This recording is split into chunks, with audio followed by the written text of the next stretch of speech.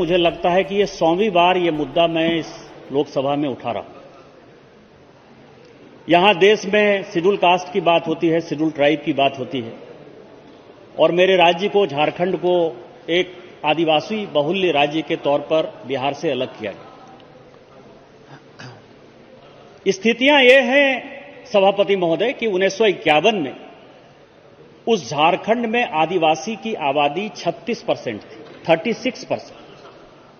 और आज जब मैं सांसद होने के बाद 15 साल बाद ये बोल रहा हूं, आज मेरे राज्य में आदिवासी की आबादी केवल और केवल 24% है। ये केवल इस सदन को नहीं, पूरे देश को ये सोचने और समझने वाली बात है कि हम आदिवासी कल्याण की बात कर रहे हैं, लेकिन आदिवासियों की संख्या 1951 से लेकर सबों की जनसंख्या बढ़ रही है। 140 करोड़ का देश हो गया। जब भारत आजाद हुआ 33 करोड़ आबादी थी, आज 140 करोड़ आबादी हो गई, लेकिन मेरे राज्य में आदिवासी की संख्या 36% से 24% हो गई। उसका नतीजा यह हुआ कि पूरे देश में डिलिमिटेशन है। नहीं तो ये जम्मू कश्मीर में रीऑर्गेनाइजेशन बिल अभी चल रहा है, जिस पर डिस्कशन चल रहा है, आसाम तक में हो गया, लेकिन झारखंड ही एक ऐसा दुर्भाग्यपूर्ण राज्य है जहां की डिलिमिटेशन नहीं हुआ 2008 में।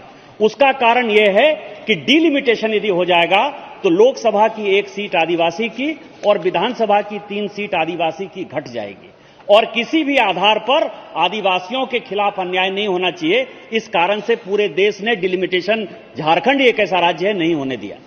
आज स्थितियां यह है कि बांग्लादेश के घुसपैठिए आते हैं, आदिवासियों के साथ शादी करते हैं, और जो मुसलमान का पॉपुलेशन है, खासकर मेरे जो कुछ जिले हैं, गोड्डा है, साहबगंज है, पाकुड़ है, जहां से मैं सांसद हूं, देवघर है, जामताड़ा है, उन सबों का पॉपुलेशन लगातार बढ़ रहा है।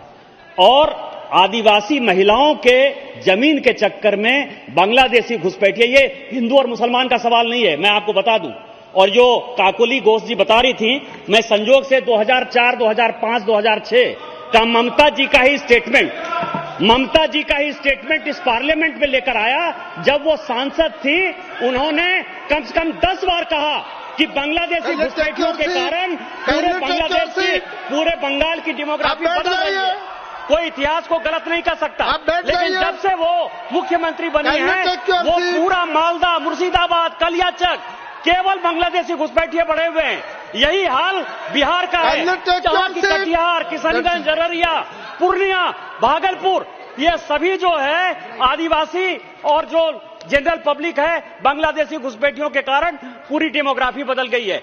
मेरा आपके माध्यम से आग्रह है कि केवल ये झारखंड के आदिवासियों का तो विषय है, लेकिन बंगाल का भी विषय है, बिहार का भी विषय है, और भारत सरकार से मेरा आग्रह है कि एनआरसी लागू करिए और सारे बांग्लादेशियों को यहां से बाहर करिए और कम से कम झारखंड राज्य के आदिवासियों को बचाइए।